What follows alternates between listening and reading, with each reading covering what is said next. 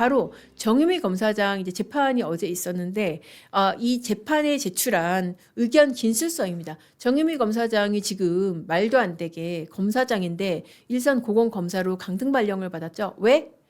이재명 대통령이 연루됐다고 지금 공범으로 기소됐던 이 대장동 사건에 대해서 검찰이 항소포기라는 말도 안 되는 결정을 한 데 대해서 정유미 검사장뿐만 아니라 사실 집단 반발이 있었잖아요. 정말 검사장 명의로도 성명을 내고 지청장 명의로도 성명을 내고 일선검사 명의로도 성명을 냈는데 유독 정유미 검사장 콕 찍어가지고 너 그동안에도 지금 눈엣 가시 같은 글을 많이 썼지 이러면서 검사장을 지금 고검 검사로 말도 안 되게 발령을 낸 거 아닙니까? 그래서 이 발령을 취소해 달라라고 정유미 검사장이 소송을 냈고 가처분에 해당하는 집행정지 사건은 기각이 됐습니다. 법원이 아니야 재판 받아보세요. 그냥 가처분으로 우리가 그 인사명령 효력을 정지시킬 건 아닐 것 같네요라고 기각을 했는데 그래서 이제 본 재판이 열리는 겁니다. 바로 그 본 재판에서 정유미 검사장이 그야말로 피를 토하면서 쓴 서면 그리고 그 주장을 한번 들려드리겠습니다.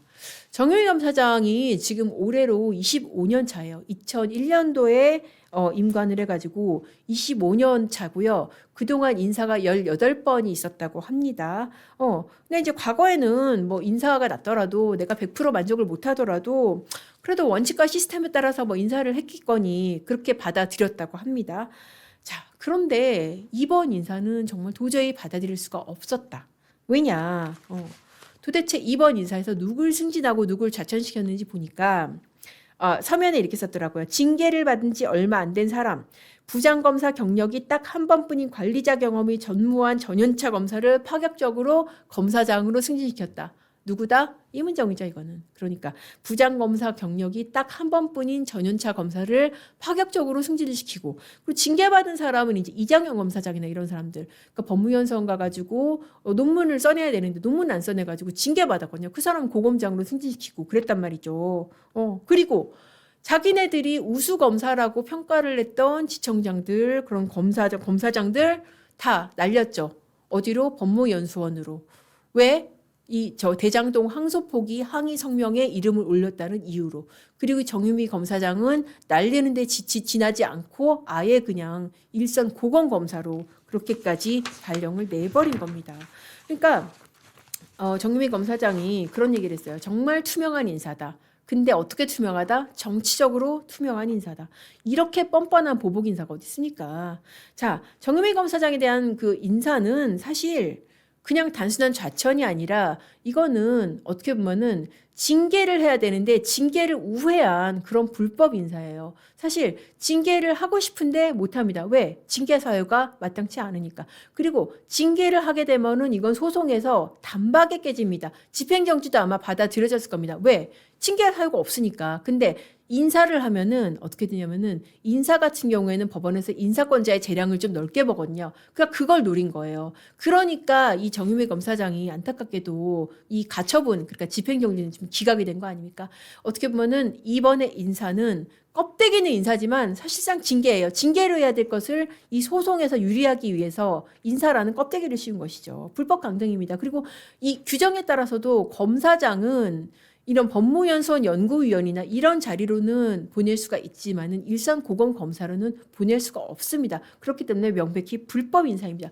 정유미 검사장이 내 한 몸 지금 억울해서 내가 지금 검사장인데 왜 고검 검사로 이런 시다바의 일을 해야 돼? 이래서 소송낸 게 아니에요. 자, 이렇게 호소를 합니다.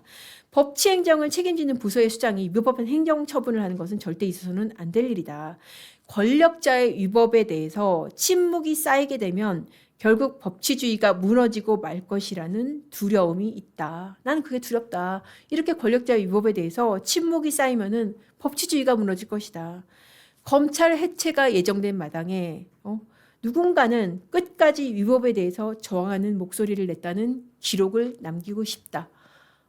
참 저는 진짜 가슴이 뜨거워지는데 오죽하면 이렇게까지 정말 개인적인 불이익이나 정말 쏟아지는 시선과 공격을 감내하고 이렇게 끝까지 싸울까.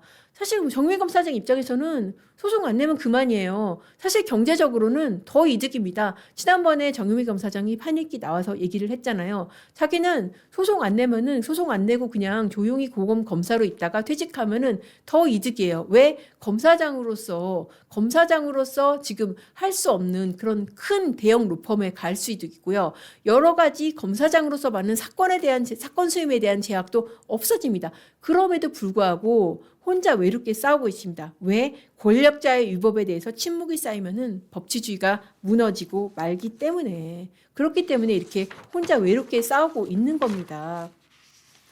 자, 그렇게 해서 지금 정유미 검사장 같은 사람이 이렇게 발령 내고 우수한 검사들, 검사장들 법무연수원으로 발령 내고 그러면서 또 뭐도 하고 있냐면은 이재명 대통령과 관련된 사건들 직관, 그러니까 이 수사한 검사가 직접 재판에 관여하는 거, 이거 다 배제를 하고 있고, 이런 식으로 법치주의를 망가뜨리고 있고, 또 무엇보다 정유미 검사장의 소송에서도 지금 법무부가 어떻게 하고 있나? 시간 끌기를 하고 있습니다. 제가 아까 방금 전에 말씀드렸던 이 시간 끌기, 이 판사들이 지금 법 왜곡죄 시대에 이 생존법으로 하고 있는 시간 끌기를 법무부가 이 사건에서 하고 있습니다. 정유미 검사장이 그러더라고요. 3개월 동안 답변서도 안 냈대요. 그리고 지금 기일 3일 전에 간신히 냈는데 그마저도 내용이 재탕이더라, 법무부가. 그러니까 지금 법무부를 상대로 소송을 낸 거잖아요. 인사를 법무부를 상대로 소송을 냈는데 3개월 동안 답변서도 안 내다가 이렇게 시간을 끌고 있더라는 것입니다. 이 사건 정말 제대로 된 판사가 제대로 된 원칙에 따라서 판결을 한다면은 당연히 정유미 검사장 손을 들어줘야 되는 사건입니다. 왜냐? 당연히 그렇잖아요.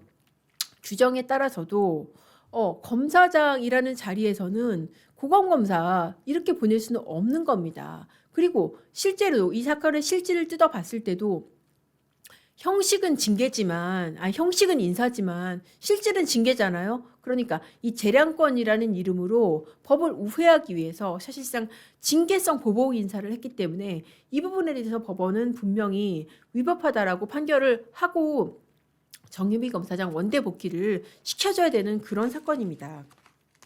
자, 인사가 정치적으로 투명하다.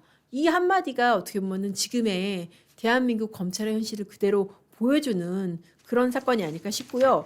앞으로도 정유미 검사장 사건 어떻게 진행이 되는지, 결과 어떻게 나오는지 제가 지속적으로 전달을 해드리겠습니다. 어떻게 오늘 준비한 아이템은 제가 다 마쳤고요.